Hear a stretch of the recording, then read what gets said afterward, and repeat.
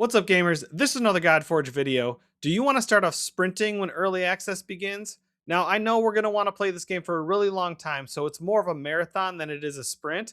But if you focus on your weapon and imprint from the minigame on your starter hero, you could not only start fast on day one, but then also set yourself up nicely for the marathon later on.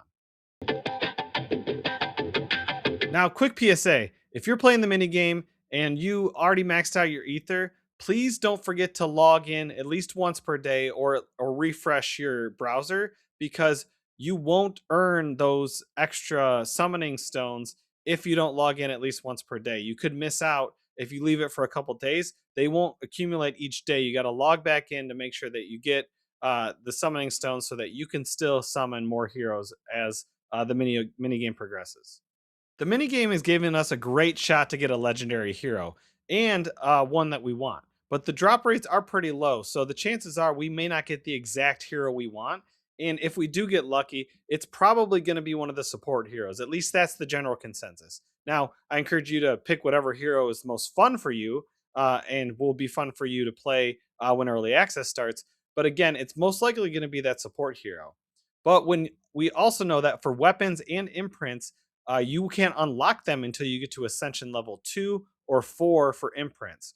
Now, we don't know exactly how difficult or how long it's going to take for us to ascend our heroes, but it is pretty safe to assume that a legendary hero is going to take longer to ascend than a rare hero or even an epic. Now, since we don't know exactly what hero we're going to get in the minigame, we can't fully control that. And we don't know how long it will take to ascend a hero, especially a legendary hero. One way of thinking is to approach your weapon and imprint strategy based off your starter heroes, who we do know, which are either Guan Yu, Lady Jacques, or Ramses. And what we do know about those heroes is that they're going to be rares, obviously. They're going to be slayers. They're going to be strength affinity. They're going to be AoE hitters on their ultimate and on their core. And they're going to be very viable for the beginning of the game and beyond. We also know they're going to bring some kind of debuff, whether that's drain, bleed, or acid. And again, a good thing about your starter hero is that you'll be able to ascend them quicker than you would a legendary hero. And there'll be no waste with the weapon and imprint, because you can use it earlier with your starter hero, and then you can put it on an epic or legendary slayer that you earn later on and still get use out of it with them. Now, it might even be sooner than we think, because in my latest lore video, my theory is that we haven't pulled a Ra yet in the minigame, and that's because he's going to be the first hero, legendary hero, that we can earn in game. And if that's the case, he is a slayer and he also places some debuffs. So the weapon and imprint that you use for your starter should be able to go right onto him once you ascend him to 4 stars.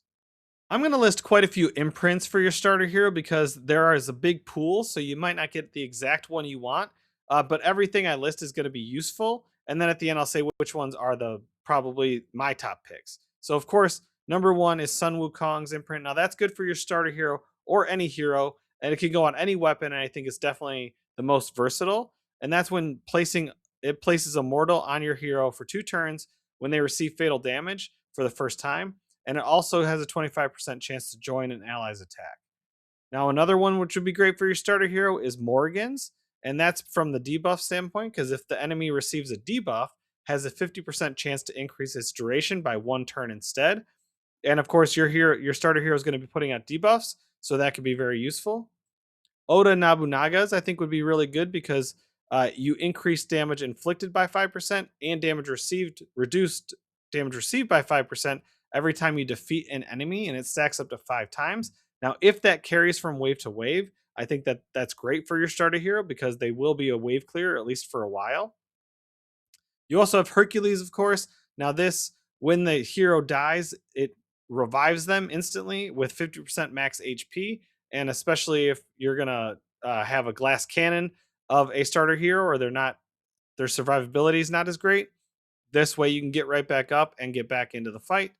Camazotz is a good one because when this hero inflicts a critical hit, which you should be building your starter hero as a slayer with crit rate, it steals 2.5% turn meter.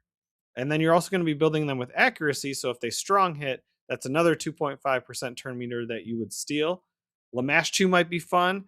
When this hero defeats an enemy, they explode, inflicting damage to all enemies and ignoring 100% defense when they do so.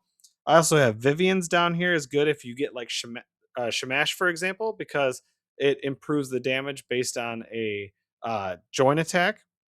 And then also Fujins would be good um, because if you get someone like Anu who can place Vanish on your hero, then that reduces AoE damage, which is the only way they would take that damage. So overall, I think that any of those imprints would work really well for your starter hero. But if I had to pick a top three, it would be Wukong, it would be Morrigan, and then it would be Oda Nobunaga, especially if the damage carries from wave to wave. When it comes to weapons for your starter hero, there are really four that stand out to me. Now, the easy to use, no matter what, is definitely Forge Fire, and that's reduced damage received by 10%. And they do not receive damage per wave until the hero takes their first turn. Again, you can use that on anybody. Your starter hero, it'll be great for, and you can't go wrong. Now, Namsaro will be great if you do pull a hero that places a lot of buffs, because buffs placed on this hero are instantly removed, granting 5% divinity and turn meter and a permanent damage increase of 5%, which could be huge, especially if you're placing a lot of buffs. Now, Atten, I think, is a great one since you're placing damaging debuffs with your starter hero, where damage debuffs inflict 10% increased damage, especially if I am right about Ra and you do get them pretty early on. This will go great on them when they're placing blazes on everybody. And then Makahito, I think, would be great because attacks reduce enemy HP, attack, and defense by 5%, stacking up to one time at level 1. But as you grow and as that gets higher, it's going to have an even bigger impact.